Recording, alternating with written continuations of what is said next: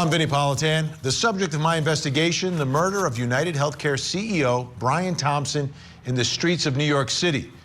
The accused killer has gained fame and support of a significant portion of the public, despite the seemingly overwhelming evidence of a well-planned murder. Here's the story.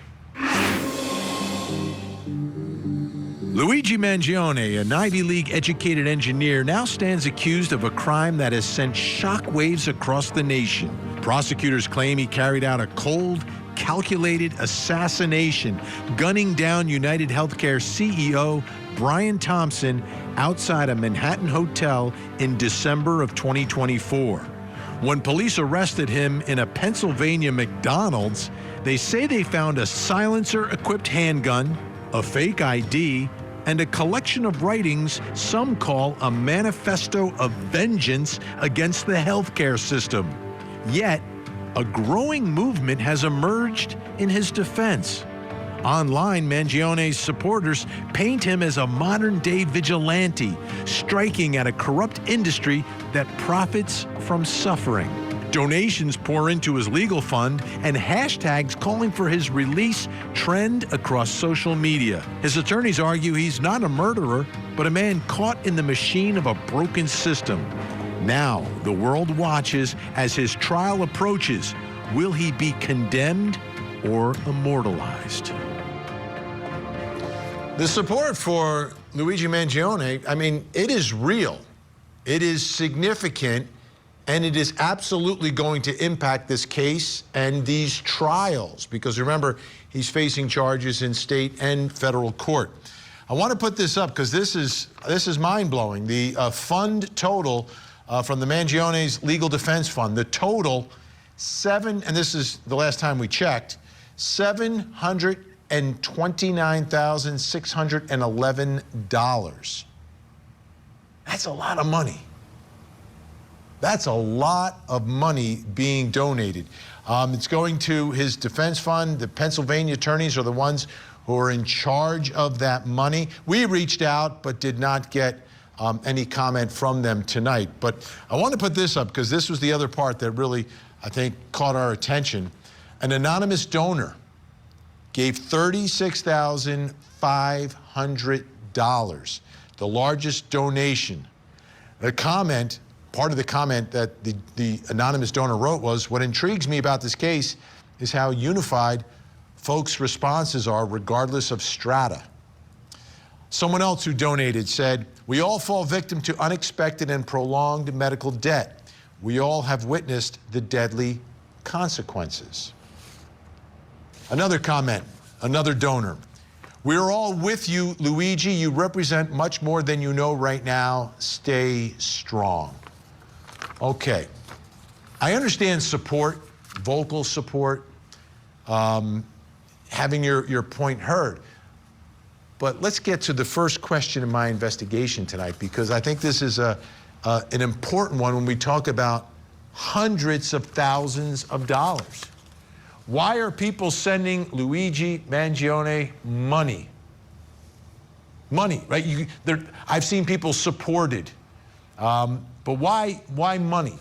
Obviously, it's going to the Legal Defense Fund, but why are people sending it? What are their expectations? Here with us, former senior homicide prosecutor, founder of Villolona Law, Bernarda Villolona, and spokesperson for a Legal Defense Fund for Mangione, Jamie Peck, is with us as well. Thank you both for being here. Jamie, I want to start with you. What is the expectation of what the money will do? All these folks who are donating thousands and thousands of dollars. Like, what impact will that money have? Well, as you probably know, Luigi is facing an unprecedented total of 3 cases against him for one alleged crime. That's the case in New York, the case in Pennsylvania, and the federal case as well. We also know that the state is going to throw virtually unlimited resources at this case, as they do anytime they want to make an example out of somebody and scare people into submission. So we knew that they're really going to throw the book at him from the beginning. And this fund was started before any suspect was identified. And we wanted to make sure that the suspect had some resources to rival the resources that the state was going to be throwing at it. That part you just said right there. So the fund for Mangione was started before anyone even knew who it was? Mm-hmm. That's true. So let me ask you one follow-up to that. Is there an expectation that this will help lead to a not guilty verdict? That is the hope, yes. The hope is that this man is allowed to continue living his life as a sensitive and promising young man should. Bernardo Villalona, you're in the game, homicide prosecutor. You have your own firm now, Villalona Law. I think the goal is going to be, it's going to reach $1 million. Sooner or later, it's going to reach $1 million for this. How does that money get spent in defending its cases like this? But it's, one transaction of activity. But how does that money get spent? Where will it go? And is it about the trial, and does the money make a difference in a case like this? Yeah. So, Vinny, there's so much that's going on at one time. So, as was mentioned, he is facing 3 different cases. I'm not concerned about the case in Pennsylvania because that's not the one where he's facing life. The state case itself, he's facing life without the possibility of parole. The federal case, Vinny, he can face the possible death penalty if the U.S. Attorney's Office decides to go for the death penalty in this case. So in terms of where does the money go, it goes to the defense. It goes to the experts. It goes to hiring attorneys. It goes to hiring paralegals to go through the voluminous discovery in this case. And remember that a lot of the evidence that they have in this case is circumstantial. So when you're dealing with you're dealing with fingerprints. When you're talking about getting experts to evaluate that. So that costs money in order to get that. So in this case, you're buying, not in the sense you're buying your freedom, but you're buying the ability to fight this case on so many different levels and to create some kind of seed of doubt to the circumstantial evidence that's being presented by the prosecution. But prosecutors also say that they have direct evidence, right? There's a video of the shooting. There is also the alleged confession / manifesto. We'll get into that later in the program, but they're alleging a confession, which would be direct evidence.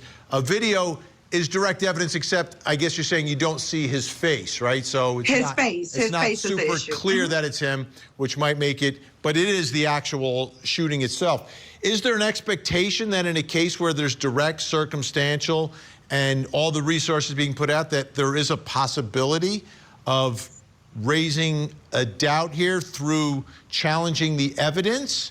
Or is this more about who the jury is going to be?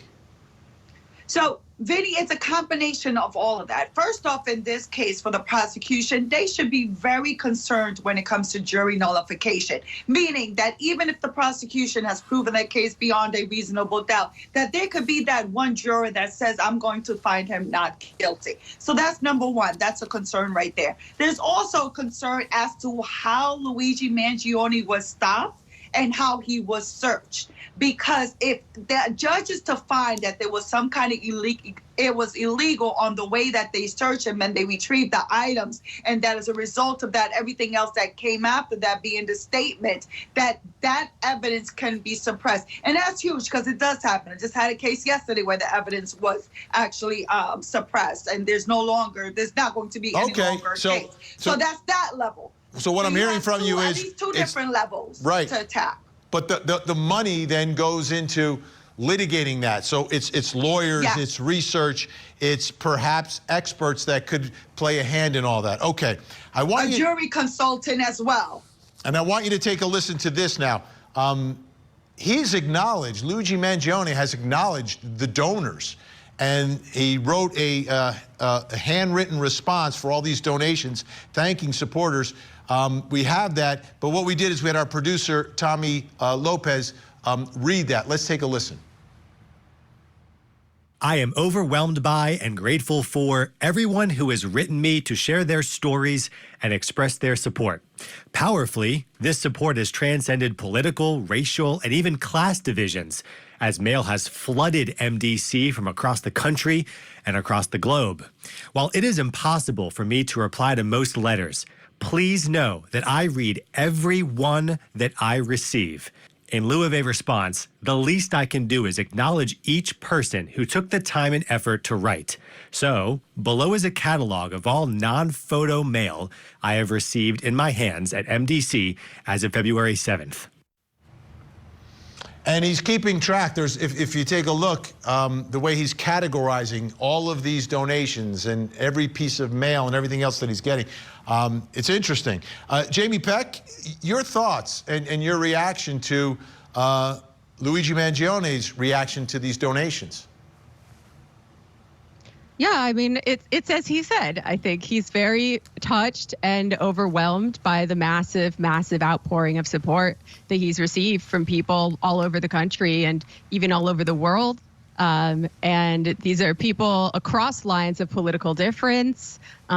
People of all different walks of life have donated to this fundraiser because pretty much everybody in this country is fed up with dealing with this murderous and irrational private health insurance system, right? People are sick of being killed by the thousands to enrich the profits of shareholders. They're so sick of it. And we have received a lot of notes, actually, from people who've lost loved ones who are donating in honor of their husband or even their child who died as the direct result of having their claims denied by health insurance companies. Jamie, let me ask you, I think this is an important question for everyone who is not in that camp, right? Is not part of the folks who are supporting Luigi Mangione. But from your perspective, do you think, and this is a lot of money, he's going to get a great defense, and we know he has great attorneys already, but is it because you and others think he's not guilty, or you just hope that he's found not guilty? Well, I can't speak to the individual beliefs of individual donors because they haven't told us. Okay, I didn't know if they were expressing that to you in some of the communications, but go ahead, from your perspective. I mean, it's really not for me to comment on whether I personally believe that he did it or not. I think it's really important to focus on his right to a fair trial, because everyone is entitled to a fair trial under this system. And if the evidence doesn't hold up in court, or if the jury votes to nullify, he's going to be found not guilty. Jamie, are you in law school? I'm not, no. Okay. I don't know. I see it in your future. That's all. Bernarda, let me ask you, is this a case like people looking at it objectively, some of this evidence, right? And it's if the evidence holds up, if it's allowed into the courtroom, the way they've tracked it. We know the resources that have been put into the investigation. Is there if all that evidence comes in, is there an argument that you think could resonate with a jury despite the evidence? I think so, because the story is very compelling. I think that when you're dealing with health insurance and health insurance companies, you can't find a person out of 5 or 10 people that will say, I've never been affected by health insurance or denied a claim or paid too much or even have health insurance to begin with because of how costly it is. And I think that resonates and draws jurors in to be like, okay, I don't feel as bad for this guy as I normally will be if it was just a random stranger that I knew nothing about. So I think that plays in the part for the defense, Vinnie. So that's why this case is so concerning for the prosecution. I wouldn't think if I were the prosecutor that this is definitely going to be a conviction, even if all the evidence does come in and they lose nothing in the motion to suppress. Also take into account, for example, Vinnie, at his court hearing, I went out to the courthouse, Vinnie. There were so many people out there, and that was only the first appearance. When I mean there were so many people out there, they had to block off blocks because of how much people. Yeah, that I know. Even attorneys I know and media were. And they're putting their money where their mouth is. They're putting their money where their mouth is. $750,000 so far. All right, good news. Guests are staying. Internet on fire because of these talk of Luigi Mangione sex videos. Up next. Do they really exist? Innocent until proven guilty. Innocent until proven guilty. Is Karen Reed a killer girlfriend? She's guilty. Or the scapegoat in an elaborate cover-up? Karen Reed was framed. You know who did it. The Karen Reed murder retrial. Live coverage coming soon on Court TV. You feel that? The NWSL is on ION. It's game time. Showing off a little skill now, kid. The new Saturday Night Out is on ION starting March 15th at 7 p.m. Find ION wherever you watch. ION. It's on. Innocent until proven guilty. Innocent until proven guilty. Innocent.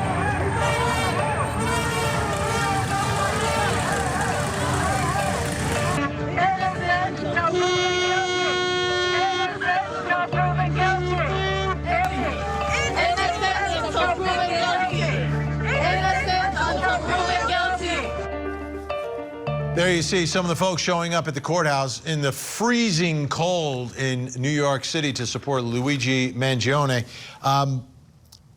In a story like this, there are a lot of reports. Every little piece of information becomes much bigger because of the nature of this story, this case, this trial.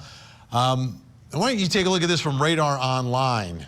And they had a quote from an unnamed source that there are at least 20 videos of him, meaning Luigi, having sex. But a lot of the girls are too afraid to come forward or tell anyone for fear they may get dragged into this case somehow.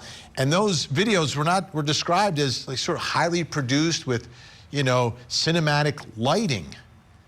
And once this report came out, social media explosion. For example, here's one post. There's a Luigi Mangione tape, right? And you got another one. Me searching for the Luigi Mangione sex tapes. Then you've got this guy. Just saw Luigi Mangione sex tape, right? It became a thing. And that brings us to the next question in our investigation, which is, do these sex videos exist? Do they actually exist?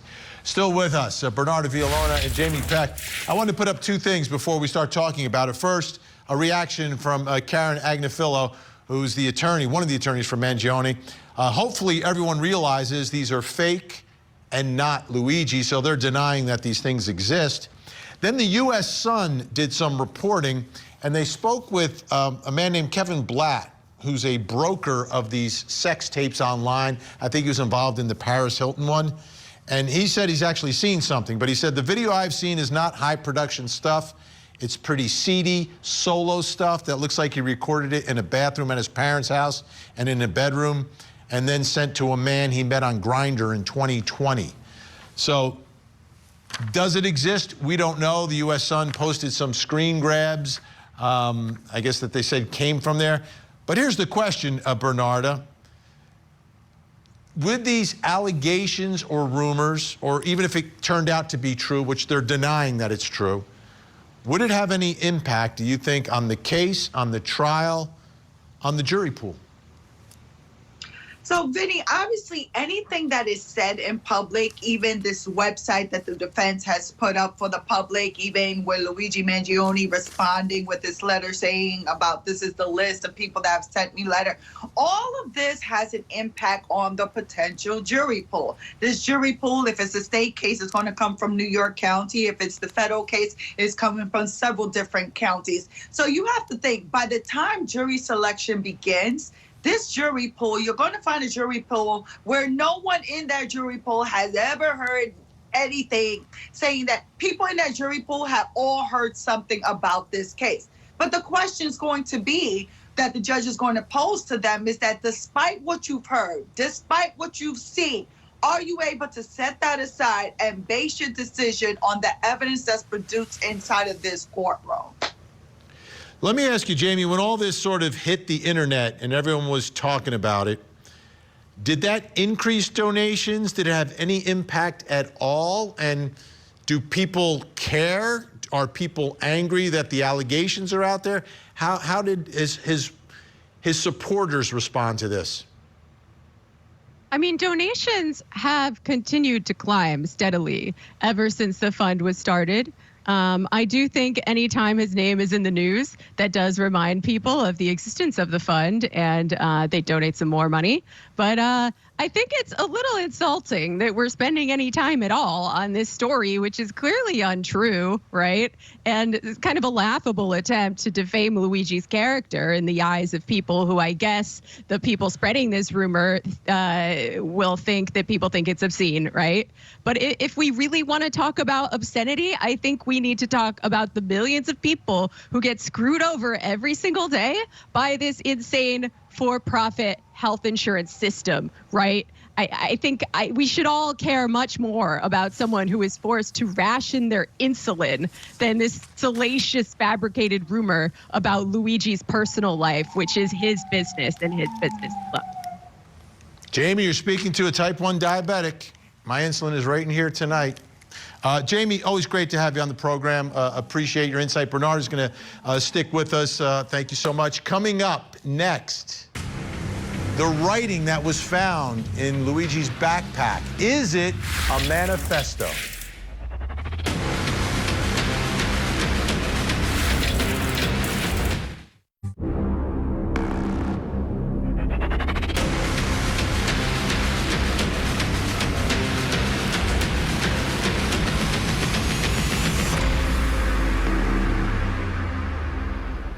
I'm Vinnie Politan. We continue our investigation of the murder of United Healthcare CEO Brian Thompson.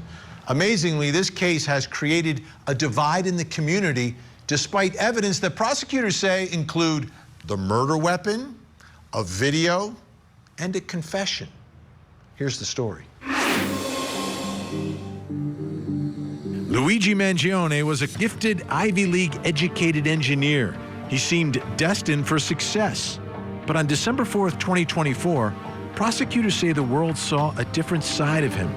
That morning, United Healthcare CEO Brian Thompson was gunned down outside a Manhattan hotel. A meticulously planned execution that sent shockwaves through the nation. For 5 days, Mangione evaded authorities, slipping through the cracks of a massive manhunt. But his downfall came in the most unexpected place. A McDonald's in Altoona, Pennsylvania. As he ate, police responded to a tip and confronted him, then arrested him.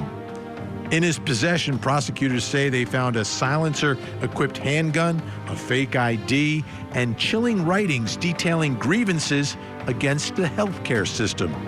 Now, as he awaits trial, the question remains, was he a man driven by justice or just a misguided, cold-blooded killer looking for fame? A key and crucial part of this case may very well be the writings that prosecutors say they found when he was arrested. One of them, I mean, you look at it, you read it, and it comes off as admissions. A confession, which would be direct evidence in the case. Powerful stuff. So I want you to take a listen as one of our producers reads one of the writings that was found in Luigi Mangione's backpack at the moment he was arrested. To the feds, I'll keep this short because I do respect what you do for our country. To save you a lengthy investigation, I state plainly that I wasn't working with anyone. This was fairly trivial. Some elementary social engineering, basic CAD, a lot of patience. The spiral notebook, if present, has some straggling notes and to-do lists that illuminate the gist of it. My tech is pretty locked down because I work in engineering, so probably not much info there. I do apologize for any strength strife of traumas, but it had to be done. Frankly, these parasites simply had it coming. A reminder, the U.S. has the #1 most expensive healthcare system in the world, yet we rank roughly number 42 in life expectancy. United is the largest company in the U.S. by market cap, behind only Apple, Google, Walmart. It has grown and grown, but has our life expectancy? No. The reality is, these have simply gotten too powerful, and they continue to abuse our country for immense profit because the American public has allowed them to get away with it. Obviously, the problem is more complex, but I do not have space, and frankly, I do not pretend to be the most qualified person to lay out the full argument. But many have illuminated the corruption and greed. For example, Rosenthal, Moore, decades ago. The problems simply remain. It is not an issue of awareness at this point, but clearly power games at play. Evidently, I am the first to face it with such brutal honesty. So how would you describe that writing? Like, what is it? I mean, as a prosecutor, I would refer to that as a confession. But this brings us to the next question in our investigation, and it's about that writing. Is it a manifesto? That word has absolutely been used in describing that writing. Let's bring in our guest here with us, former senior homicide prosecutor, founder of Villalona Law, Bernardo Villalona, and former NYPD officer, retired Nassau County Lieutenant and Commanding Officer Mike Gould. Great to have you both here. I first want to define manifesto. You know, I've used the term myself many times. I never looked it up. We looked it up today. Merriam-Webster. A written statement declaring publicly the intentions, motives, or views of its issuer. All right, Mike Gould, what are your thoughts about this statement? Is it a manifesto? Yeah. Well, hi, Vinny. So thanks for having me. But yeah, this word manifesto has been thrown around, and it's just a synonym, as far as I'm concerned, for a written document that's advancing a set of views and values and ideologies. So we can call it a diary, you can call it a manifesto. I call it a confession from a law enforcement perspective.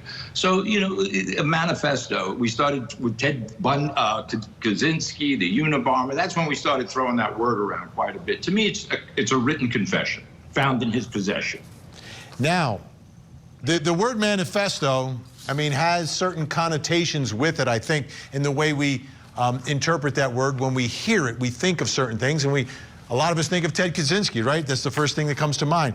So the defense doesn't want this word used. Let's put this up on the screen because the defense actually filed a motion relative to the use of the word manifesto. The Altoona Police Department illegally seized a notebook which allegedly contained numerous personal writings covering a plethora of personal experiences of the defendant. A member of the Altoona Police Department improperly and without justification labeled these writings and/or notebook as a manifesto. The use of this characterization of the defendant's alleged personal experience and writings is incorrect, improper, and without justification and has no probative value.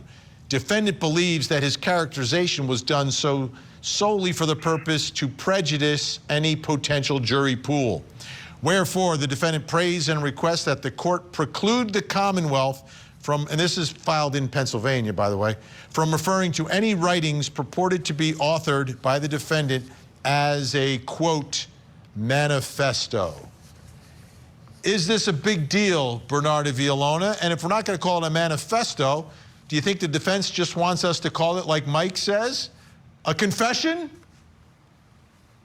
So this is going to be a big deal. I can almost assure you that this same type of motion and language is going to be put before the New York Supreme Court Justice, as well as in federal court as well. Because the way that you label items and label evidence and label things plays a huge role.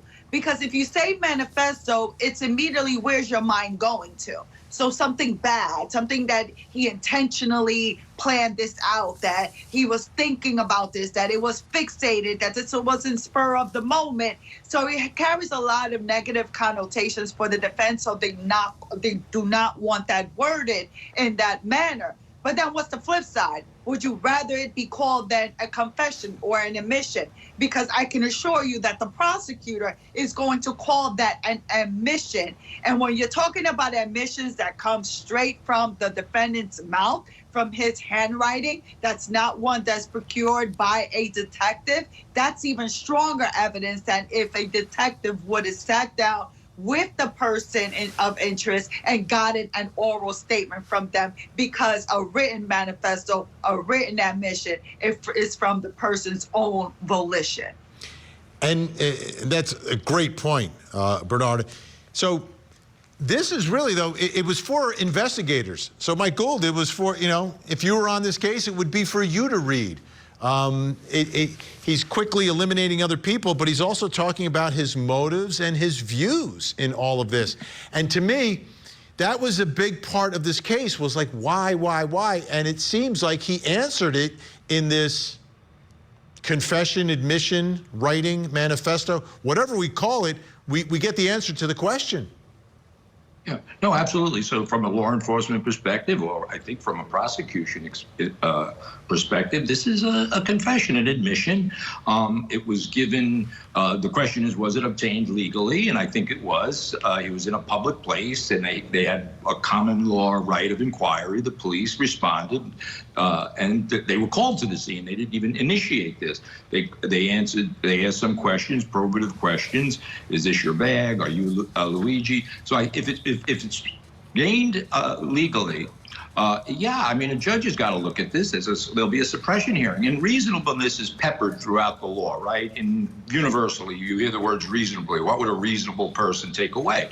So the police were certainly, in my opinion, acted reasonably, and I think a judge, a jury, or is going to look at it the same way that everybody else does. This is his words. He wrote it voluntarily. He wasn't.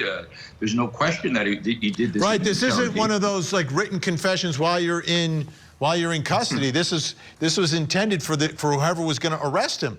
Bernarda, here's the thing, though. What's interesting about it, from a prosecutor's perspective, is that it lays out his reasoning for all of this. Do you think prosecutors want that in front of the jury without the defendant taking the stand? Because it's almost like him telling his story to a certain extent. I did it because of this. Opens the door for the jury to understand his motivation without him taking the witness stand. Mm-hmm. So a few things, Vinny. First off, to start off, Luigi Mangione, of course, he is presumed innocent. So we're just evaluating, just talking about the type of evidence that we know about in the media. But in terms of this, the way that it was recovered, I'm going to have to disagree. I think the prosecution has an issue and a huge chance that the items in that backpack may be suppressed because let's do this, Bernarda. Let's do this. Let's do this on that issue. I want to take a deep dive into the legality of the arrest, of the seizure. That's what we're going to do next. Was Mangione illegally arrested? From what we saw in the media with photos, videos, we just didn't even think twice about it. We knew that was our guy. 10:15, a dog is heard barking. This is the first case you'll ever hear that you've got to determine the time of death by a dog's wail. There were no ring cameras. There were no cell phones to ping off locations. Was that white Bronco there at the time you drove by it? I didn't see it. There was one critical witness that was never called. She saw OJ's white Bronco. Trial and Error. Why did OJ win? A Court TV original series. New episode Sunday night, 8 Eastern and Pacific. Only on Court TV. Following breaking news out of New York City as police are searching for a gunman. He ignores numerous other pedestrians, approaches the victim from behind, and shoots him in the back. The person has been taken into custody in Altoona, Pennsylvania in connection to the CEO shooting. We must do more on the federal level to clamp down on the availability of ghost guns. It feels good to get a guy like that off the street. We are here to announce that Luigi Mangione, the defendant, is charged with 1 count of murder in the first degree and 2 counts of murder in the second degree, including 1 count of murder in the second degree as an act of terrorism. The two big cases against Mangione are in New York. There's also one in Pennsylvania because that's where he was found. That's where he was arrested. Take a listen to Tyler Fry, the Altoona, Pennsylvania police officer who arrested Mangione. So whenever we got on scene there, we were able to pretty much find where he was at in the restaurant. And as soon as he was wearing a blue medical mask. As soon as we pulled that down, or we asked him to pull it down, me and my partner and I recognized him immediately, just from what we saw in the media with photos, videos. We just didn't even think twice about it. We knew that was our guy, but he was very cooperative with us. Didn't really give us too many issues. Once we found out his identity, we took it from there. Okay, so there's the officer who stopped Mangione, recognized him, arrested him. Brings us to the next question in our investigation. This is what Bernardo was talking about. It's an important one. It's really important. Was Mangione illegally arrested in this case? Still with us, our guests, Mike Gould and Bernarda Villalona. Okay, so there's really two parts to this. We start with the arrest. Let me put this up on the screen because this is from the defense motion saying that this was not legal. The nature, duration, and conditions of the investigative detention by APD officers, that's Altoona, and other law enforcement became so coercive as to be the functioning equivalent of an arrest. It was clear that a custodial detention interrogation was occurring at this time. The custodial interrogation was performed without probable cause to arrest, stop, seize, or otherwise detain the defendant. Any arrest of the defendant at that time was illegal, and any charges alleged against him was based on evidence received as a fruit of an illegal stop, seizure, detention, and/or arrest. So what they're alleging is the detention wasn't just a detention, it was an actual arrest. It was coercive, and everything that they got after that should not come into evidence. So let's talk about the stop, the detention, the questioning. Mike Gould, from your perspective, someone who's done that on the job, what are your thoughts about the way he was stopped, questioned, detained, ultimately arrested? Right. So obviously this is a very sensationalized case, but statistically this happens, an intentional premeditated murder happens about once a day in New York City. And these types of investigations, somebody calls 911 and I said the person that fits the description is sitting in the McDonald's. You go there, you have to do something. So you go and you do, it's, as I said before, you have the right of inquiry. I can come up to you and say, are you Vinnie Politan? I go up, I ask him, are you, and I wasn't there, so I don't know exactly his responses to the question, but he was sitting in a public place. He wasn't in an apartment, he wasn't in a hotel room. A private property, but a public place. So I don't see it. He never was asked to stand up. He was never turned around. They just had some initial questions. Is this your backpack? He either said yes or no. If it's not his backpack, then they can pick it up and look into it. If it is his backpack, they can further investigate. So of course the defense wants to get rid of it, and I understand that. This is the beauty of our system, right? The prosecution and the defense, and they both have an approach to this. But I don't see anything wrong with it. Okay, Bernardo, you said they might have some problems here from your perspective. What are they attacking? What is going to be the allegation, exactly what they did wrong here in responding to this call? Well, the officer, when he gave that interview, said that as soon as Luigi Mangione pulled down his mask, he knew that that was the guy that they were looking for. And guess what? What does that say then? He was under arrest. If you're under arrest at that point, then guess what? You shouldn't be questioning him any further aside from getting his identification. So I think in terms of the statements that were made, they are going to be suppressed because he wasn't given his Miranda warnings. So at the point that you start asking him the questions, aside from what's your name, you were actually interrogating him because in your mind you had already said he was under arrest. Secondly, he's under arrest, you go ahead and open his book bag and go into the book bag and start looking around into his items without a search warrant, without consent to search. What the prosecution may argue that they would have found it anyway doing an inventory search, but they still got to get past the hurdle of the questioning and of going into the bag. And if they lose the items that were recovered in that bag, that's going to severely hamper the prosecution's case. So this case may turn on what happens at the motion to suppress. So let's take a look at what the defense is saying here. They're saying at the same time, members of the Altoona Police Department commenced a thorough search of defendant's backpack and other items while at McDonald's. Defendant avers that this search and seizure was illegal and unlawful. And Bernardo points out the importance of what was found there. We can take a look at what was inside the backpack. You're talking about a 9mm handgun with a printed lower receiver, mechanized upper receiver, suspected 3D printed suppressor, a red notebook, which is that manifesto we've been talking about. Mike Gould, if he's under arrest, right? If you recognize him as Mangione and you arrest him at that moment, what would you do with that backpack at that moment? Would you still search the backpack at that moment? Would you wait for a warrant? What would you do? Yeah, so if he was arrested, so a couple of things. First of all, if you remember his identity, they said they knew right away. Okay, that was their public statement, and I get it. And but they also had a question of identification. So he produced fraudulent identification. So the level of suspicion was getting there till probable cause. And I understand these things will all be taken into question.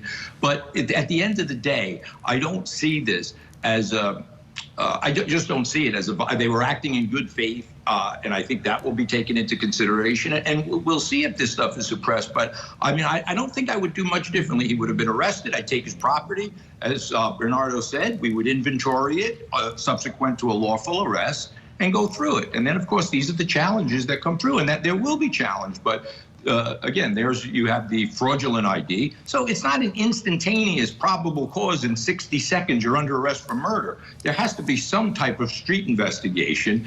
And of course, the legalities of not allowing him to go. He didn't say, look, I don't want to answer your questions. I want to get out of here. Don't look in my backpack. So I don't see it. And I don't think it will be suppressed, but we're going to see, and that's our beautiful judicial system. Absolutely. Bernardo, we have about 40 seconds here. The fake ID, does that change the equation at all, that he's got a fraudulent identification with him? Well, the fake identification is inside of that book bag. So again, you don't get to the fake identification up until the officers actually search the bag. So you don't even get there. It plays a role in terms of the Pennsylvania charges, because the Pennsylvania charges are based on this fraudulent identification, because he's charged with the possession of the fraudulent identification. All right. This case is something, a lot of issues. The pretrial litigation, as important, if not more important than the trial itself. And I'm so glad we have two real New Yorkers with us tonight, Bernardo Villalona and Mike Gould. Thank you both so much. We really do appreciate your time and your insight into all of this. Now, we've been saying it, Luigi Mangione has two defenses, and this is from my perspective. One is get all the incriminating evidence suppressed and kept out of the trial. Now, they can try, but I agree with Mike Gould. I don't think that's going to happen. It's just not, okay? It could. I don't think it's going to. The second defense here is get one or more jurors to believe that the victim was evil and had it coming. That's called jury nullification.